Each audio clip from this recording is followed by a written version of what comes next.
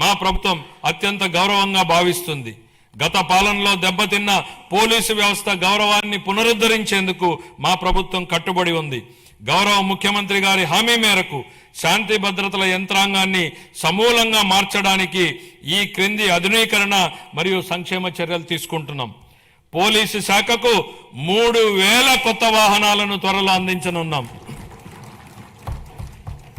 Digital అరెస్టులు, online మోసాల వంటి ఆధునిక నేరాలను ఎదుర్కొనేందుకు ప్రతి జిల్లాలో ప్రత్యేక సైబర్ పోలీస్ స్టేషన్ను ఏర్పాటు చేస్తున్నాం. స్మార్ట్ పోలీసింగ్ ల్యాబ్ల స్థాపన, కృత్రిమ మేధస్సు ఆధారిత ప్రాజెక్టులు, ఆధునిక కమ్యూనికేషన్ భద్రతా పరికరాలు, సీసీటీవీ మరియు డ్రోన్ వినియోగంలో సాంకేతికంగా దృఢమైన పోలీసు వ్యవస్థని నిర్మిస్తున్నాం. కొత్త ఏపీ పోలీస్ అకాడమీ స్థాపన కోసం 94 ఎకరాలు కేటాయించాం. నిర్మాణ పనుల ప్రారంభానికి ఈ సంవత్సరంలో 15 కోట్ల రూపాయల కేటాయింపును ప్రతిపాదిస్తున్నాను. శ్రీకాకుళం, రాజమండ్రి, ప్రకాశం, చిత్తూరు జిల్లాల్లో 4 కొత్త ఇండియా రిజర్వ్ ఏపీఎస్పీ బెటాలియన్లను ప్రారంభించి 3920 పోస్టులను మంజూరు చేశాం. పౌర పోలీసు నిష్పత్తిని మెరుగుపరిచేందుకు 5757 స్టైఫండరీ కేడెట్ ట్రైనీ కానిస్టేబుళ్లను నియమించాం. శిక్షణ సమయంలో వారికి ఆర్థిక మద్దతుగా నెలవారీ భత్యాన్ని 4500 నుండి 12000 వరకు 3 రెట్లు పెంచినట్లు గౌరవ ముఖ్యమంత్రి గారు ప్రకటించారు. అమలు చేయడం జరుగుతోంది. పోలీసు సిబ్బందికి బకాయి ఉన్న టీఏడీఏలు, సెలవు సంబంధిత బకాయిలు, వైద్య రీయింబర్స్మెంట్లు తదితర చెల్లింపుల కోసం దాదాపు 500 కోట్లను విడుదల చేశాం. పోలీస్ కానిస్టేబుల్ నుంచి డీజీపీ వరకు 20 లక్షల నుండి 45 లక్షల వరకు ఉచిత బీమా కవరేజీ కల్పించే గ్రూప్ పర్సనల్ యాక్సిడెంట్ ఇన్సూరెన్స్ పథకాన్ని పునరుద్ధరించాం. గత 5 ఏళ్లలో విస్తరించిన గంజాయి సమస్యను ప్రత్యేక విభాగం ఈగల్ ద్వారా మరియు డ్రోన్ల వినియోగంతో కట్టడి చేస్తున్నాం. మహిళల భద్రత కోసం శక్తి యాప్ను ప్రారంభించాం. దీని ద్వారా 7 నిమిషాల్లో స్పందన లభిస్తుంది మరియు వేధింపులకు పాల్పడే వారిపై కఠిన చర్యలు తీసుకుంటాం. జిల్లా న్యాయ వ్యవస్థ కోసం కోర్టు భవనాలు మరియు నివాస గృహాల నిర్మాణాన్ని విస్తృతంగా చేపట్టాం. న్యాయ వ్యవస్థకు 349 కోట్ల విలువైన పనులను మంజూరు చేశాం.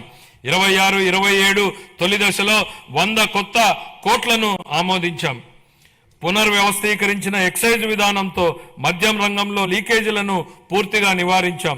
అవినీతి లేకుండా ఆదాయం రాష్ట్ర ఖజానాకు సక్రమంగా చేరుతోంది. అగ్నిమాపక సేవల ఆధునీకరణలో భాగంగా 17 కొత్త అగ్నిమాపక కేంద్రాలను స్థాపిస్తున్నాం. స్పందన సమయాన్ని తగ్గించేందుకు అత్యాధునిక శోధన మరియు రక్షణ పరికరాలతో కూడిన అగ్నిమాపక వాహనాలను కొనుగోలు చేస్తాం. రాష్ట్ర శిక్షణ కేంద్రాన్ని మౌలిక సదుపాయాల అభివృద్ధి ద్వారా బలోపేతం చేస్తాం. 26-27 ఆర్థిక సంవత్సరానికి హోంశాఖకు 9165 కోట్లను కేటాయించాలని నేను ప్రతిపాదిస్తున్నాను.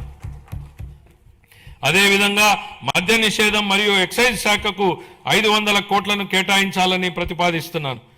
మరియు మా ప్రభుత్వం తీసుకున్న ముఖ్యమైన చర్యలను ఈ సందర్భంగా ప్రస్తావించదలిచాను.